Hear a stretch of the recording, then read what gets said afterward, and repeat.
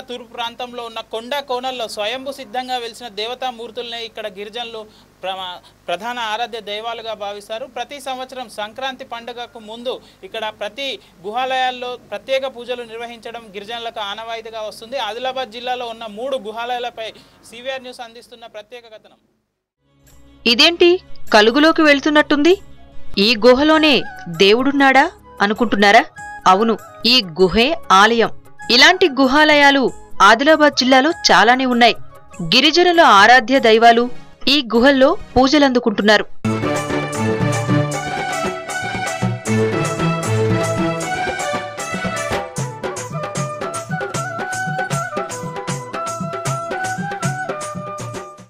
ఇప్పుడు మీరు చూస్తున్న ఈ గుహాలయం ఆసిఫాబాద్ కు దాదాపు 10 కిలోమీటర్ల దూరంలో మాణిక్గూడ వద్ద బుయ్యారి పొచ్చమ్మ లొద్ది.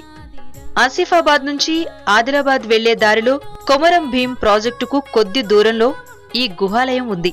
ఈ అమ్మవారికి ఎన్నో మహిమలున్నాయని స్థానికులు చెబుతూ ఉంటారు.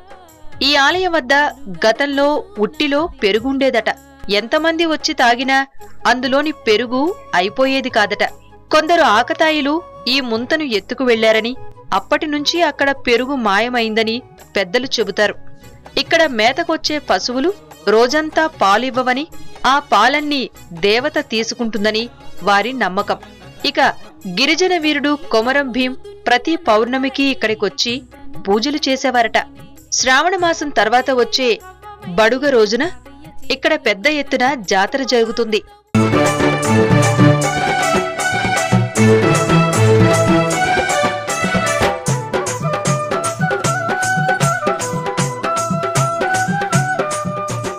ఇక బెజ్జూరు నుంచి దాదాపు 10 కిలోమీటర్ల దూరంలో ఉన్న అడవిలో ఓ గుహలో శివలింగం ఉంటుంది.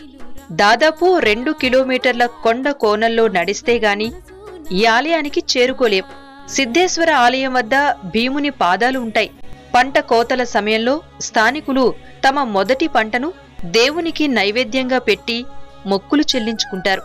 వర్షాలు సరిగ్గా కురవని పరిస్థితుల్లో ఇక్కడి భీముని విగ్రహాన్ని తీసుకువెళ్లి స్థానికంగా ఉన్న కోనేట్లో స్నానం చేయించి తిరిగి విగ్రహాన్ని అదే స్థానంలో పెడతారు.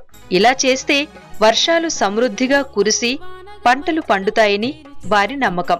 జంగుబాయికి పూజ చేస్తే మనము సిద్ధంగా ఉంటే ధనం దొరుకుతుంది. అంతా మాకు వ్యవసాయ మనము ఆదివాసులకు మంచిగా ఉంటాం. ఇబ్బంది కాదు అని ఇబ్బంది కాదు అని మేము పూజలు చేస్తున్నాం. మొత్తం అంతా నెలదంతా మొత్తం ప్రజలు వస్తారు. మాకు సౌకర్యం పోవడానికి రావడానికి రోడ్ సౌకర్యం ఉండాలి, ఉండడానికి ఇల్లు కావాలి, తాగడానికి నీళ్లు కావాలి. ప్రాచీన కాలం నుంచి ఉన్న ఈ గుహాలయాలు ఇప్పుడిప్పుడే బయటి ప్రపంచానికి తెలుస్తున్నాయి.